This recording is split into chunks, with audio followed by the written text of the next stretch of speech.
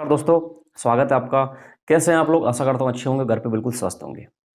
दोस्तों, आज इस वीडियो के अंदर अपन चर्चा करेंगे रीट 2021 के लेवल 1 को लेकर और साथ में रीट 2022 के आगामी कुछ आने वाले बदलाव को लेकर, जिसमें सेकंड पेपर को सिलेबस को लेकर एक चीज़ बहुत बड़ी है, वो आप सभी को जानना चाहिए। साथ में जिस प्रकार से माननीय राज्य सरकार ने एक बदलाव किया है, फिलहाल माननीय मुख्यमंत्री जी ने उसको मंजूरी दे दी है, उसमें एक बहुत बड़ी खामी है जो अगर वैसा का वैसा निकल के आ गया तो डेफिनेटली ये आप मान के चलिएगा कि ये भर्ती किसी काम की नहीं रहेगी। जिस प्रकार से सरकार को लग रहा है, अभ्यर्थियों को लग रहा है कि आने वाली भर्ती हो सकता है कि उसमें कुछ भी ऐसी नकल या फिर फर्जीवाड़ा ना हो पाएगा, लेकिन जो पैटर्न गवर्नमेंट बात कर रही है वो पैटर्न थोड़ा सा अजीब हो सकता है आप सभी के लिए। तो इस वीडियो के अंदर पूरी चर्चा करेंगे अपन।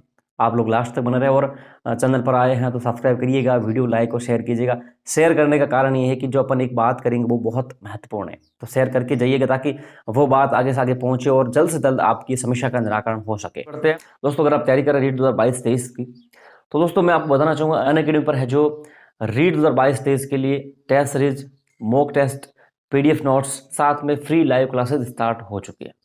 अनअकैडमी की सबसे बेहतर चीज़ ये है कि पिछली रीट के अंदर भी अनअकैडमी के एजुकेटर द्वारा जो कंटेंट पढ़ाया गया, जो टेस्ट सीरीज ली गई, बहुत शानदार रही। उसमें से बहुत सारे क्वेश्चंस आए और जिन अभ्यर्थियों ने उसके माध्यम से तैयारी की, बहुत अच्छे अंक प्राप्त किए उन्होंने रीट के अंदर। तो आप भी अपनी तैयारी को बेस्ट करने के लिए, बेहतरीन करने के लिए अनअकैडमी से जुड़ सकते हैं। इस वीडियो के डिस्क्रिप्शन में लिंक दे रखा है अनअकैडमी का, उस लिंक के माध्यम से जाकर आप अनअकैडमी के कोर्सेज में जुड़ सकते हैं। Free test, free PDF, free classes आपको अनअकैडमी की ओर दी जा रही है, तो आप जरूर जुड़कर अपनी तैयारी को बेहतरीन कर सकते हैं।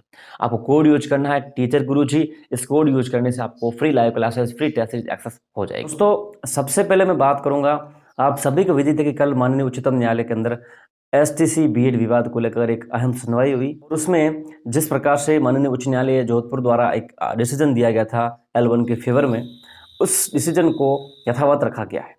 उस फैसले के ऊपर कोई स्टे, कोई रोक, स्थगन आदेश पारित नहीं हुआ। हाँ, ये जरूर हुआ है कुछ आर्ग्यूमेंट के अकॉर्डिंग जो है माननीय उच्चतम न्यायालय भारत द्वारा ये डिसीजन दिया गया है कि जो आगामी L1 की नियुक्तियां प्रक्रियाधीन है जो होगी वो इस निर्णय के अधीन रहेगी, अर्थात जो नियुक्तियां होने वाली है वो सुप्रीम कोर्ट के आदेश अनुसार रहेगी। यानी कि अगर भविष्य में ये डिसीजन जो होने वाला है, इसका अभी तक फैसला नहीं आया है, अभी तक जो लोग कह रहे हैं कि फैसला आ चुका है, फैसला अभी तक इसके संबंध में कोई भी पारित नहीं हुआ है। हाँ, इसमें ये चीज हुई है कि अधीन रखी जाएगी नियुक्तियां। अगर फैसला भविष्य में STC के फेवर में आता और जो याचिकाएं लगी हुई है इस फैसले को चैलेंज करते हुए याचिकाएं खारिज हो जाती है, तो आपकी नियुक्तियों के ऊपर कोई असर नहीं पड़ेगा। और अगर ये फैसला भविष्य में ये होता है कि फैसले के अंदर कुछ भी ऐसा हो जाए, यानी कि L1 के अंदर BEd के अभ्यर्थियों को फॉर्म भरवाया जाए, दोबारा मेरिट तय की जाए, दोबारा मेरिट जारी करवाया जाए और उसके बाद जो लोग अभी चयनित हो चुके हैं, जिनकी नियुक्ति हो चुकी होगी और वो उस आने वाले मेरिट के अंदर से बाहर हो जाए, तो ये मान के चलिएगा कि उनको बाहर होना पड़ेगा। उच्चतम न्यायालय जो आदेश जारी करेगा उसकी पालना सभी को करनी पड़ेगी, तो उच्चतम न्यायालय के बाद कोई उसके ऊपर नहीं है। तो सीधे से रूप में कहे तो जो भी निर्णय अब भविष्य में आएगा वो निर्णय उन नियुक्ति के ऊपर असर करेगा। अगर फैसला फेवर में आएगा तो कोई दिक्कत नहीं होगी, फेवर में नहीं आया तो फिर दिक्कतें हो सकती हैं। हालांकि दोस्तों, इसमें एक चीज बहुत बड़ी एक साफ होकर निकल के आई, जिस प्रकार का अभी तक इस बात पे माननीय सुप्रीम कोर्ट का जो रुख रहा है उसका अकॉर्डिंग ये चीज है कि ये जो फैसला जहां तक लगभग आपके 90% जो है STC समिति के फेवर में जा सकता है।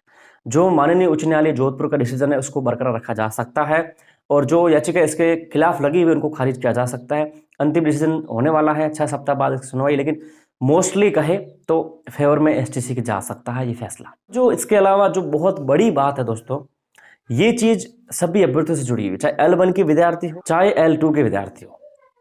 आगामी रीट की जो तृतीय श्रेणी शिक्षक भर्ती का है 2023 की 22 की प्रस्तावित है और उसके रीट की जो परीक्षा है जुलाई के अंदर हो सकती है और उसके बाद आपकी मुख्य परीक्षा होगी।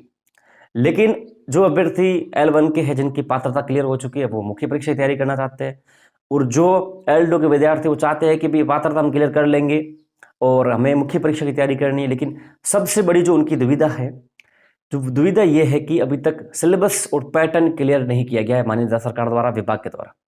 तो अभ्यर्थी किस वे के अंदर किसको टारगेट करते हुए किस प्रकार से जो तैयारी करे, किस सिलेबस को पढ़े और किस प्रकार से पढ़े ताकि उनकी तैयारी बहुत अच्छे तरीके से चलती रहे। तो माननीय राज्य सरकार को इस संबंध में जल्द से जल्द फैसला करना चाहिए। यानी कि जिस प्रकार से इस भर्ती का जो सिलेबस होगा सेकंड पेपर का, जो पैटर्न होगा सेकंड पेपर का, वो जल्द से जल्द घोषित करना चाहिए और सभी अभ्यर्थियों के सामने क्लियर करना चाहिए, ताकि जो भी अभ्यर्थी सेकंड पेपर की तैयारी करना चाहता है वो उस ढंग से सही तरीके से तैयारी अपना कंटिन्यू रख सके।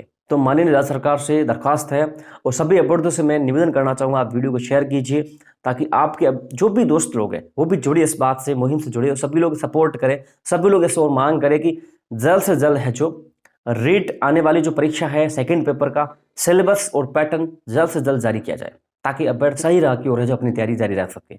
तो माननीय राज्य सरकार इस ओर जल्द से जल्द संज्ञान ले और तुरंत ही जल्दी से जल्दी इस महीने के अंदर अंदर ही आगामी मंथ के पहले ही सिलेबस और पैटर्न जल्द से जल्द जारी कर दे। इसके अलावा दोस्तों, जो आपने देखा होगा माननीय मुख्यमंत्री जी ने जो नियम बदलाव है उसको मंजूरी दी देगी। उसमें जो आपके नोटिफिकेशन जारी हुआ था माननीय मुख्यमंत्री जी का, उसमें एक मेंशन था कि द्वितीय पेपर के आधार पर मेरिट बनेगी, उसके अंकों पर मेरिट बनकर है जो अंतिम नियुक्ति होगी।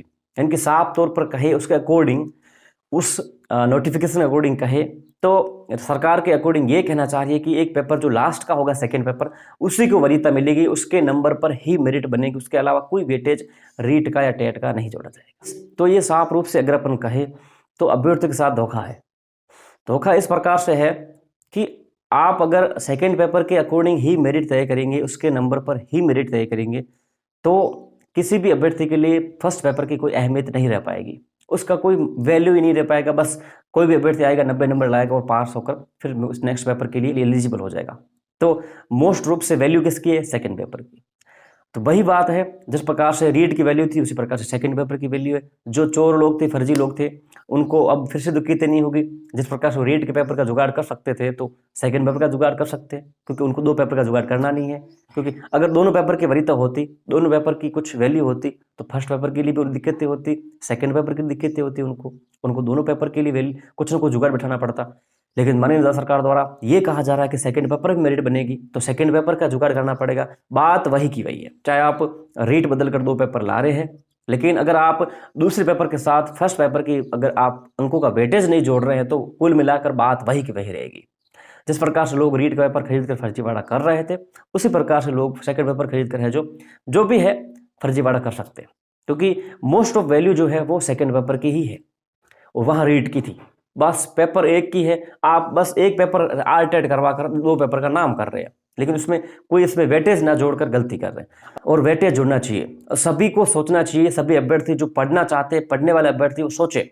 अगर आपके साथ इस पेपर के साथ आर-टेट का पेपर का अगर वेटेज नहीं जोड़ा गया तो निश्चित रूप से आपके साथ वही कल्याण होगा जो वर्तमान में रीट के साथ हो रहा है। तो सोचना चाहिए आप सभी को, और आप सभी को मांग करनी चाहिए, आप सभी को इस वीडियो को शेयर करना चाहिए ताकि अधिक से अधिक लोग जुड़े, और आप सभी को भी इस ओर ध्यान देना चाहिए। सभी लोगों को मांग करनी चाहिए कि जो भी पैटर्न आए उस पैटर्न में सेकंड पेपर की पूरी वरीयता ना हो, जो आर-टेट का पेपर होगा, रीट का पेपर होगा, उसके भी अंकों की वेटेज उसमें जोड़ा जाए, ताकि कोई फर्जीवाड़ा ना हो। अगर मैं गलत कह रहा हूं तो आप लोग कमेंट कर दीजिएगा, अगर मैं सही कह रहा हूं तो आप कमेंट करके वीडियो शेयर करके आप सपोर्ट कीजिए और सभी लोगों तक इस बात को पहुंचाए और सभी लोग सोचे। चाहे L1 की विद्यार्थी हो, L2 के विद्यार्थी हो, और सभी लोगों के साथ धोखा हो सकता है फिर से। अगर केवल और केवल सेकंड पेपर के ही नंबरों पर मेरिट बनी तो निश्चित रूप से आपके साथ पुनः घटनाक्रम दोहराया जाएगा, जो रीट के अंदर घटनाक्रम आपके साथ घटित हो चुका है। तो आपको सोचना चाहिए, मनन करना चाहिए। अगर आप चाहते हैं कि आने वाली परीक्षा के अंदर, आने वाली भर्ती के अंदर आपके साथ कुछ भी गलत ना हो, तो निश्चित रूप से ये होना चाहिए, सेकंड पेपर के साथ आर-टेट के नंबरों को जोड़ना चाहिए और अंत में मेरिट तय होनी चाहिए, तब जाके सही पारदर्शिता होगी। क्योंकि एक पेपर की वैल्यू होगी तो लोगों को दिक्कतें नहीं होगी जो फर्जी लोग हैं। सभी लोगों तक मेरा ये निवेदन है कि इस वीडियो को शेयर करके अपने दोस्तों को जगाइए। अगर समय रहते आप लोग इस चीज़ को नहीं समझे तो फिर बाद में आप समझोगे और बाद में पछताओगे आप लोग। तो अभी समझिए और सपोर्ट कीजिए इस बात को और अपने दोस्तों तक इस बात को पहुंचाएं।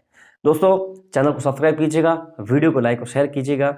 मिलते हैं नेक्स्ट नॉलेजेबल, यूजफुल, इन्फॉर्मेशन वाले वीडियो में। तब तक के लिए जय हिंद, जय भारत।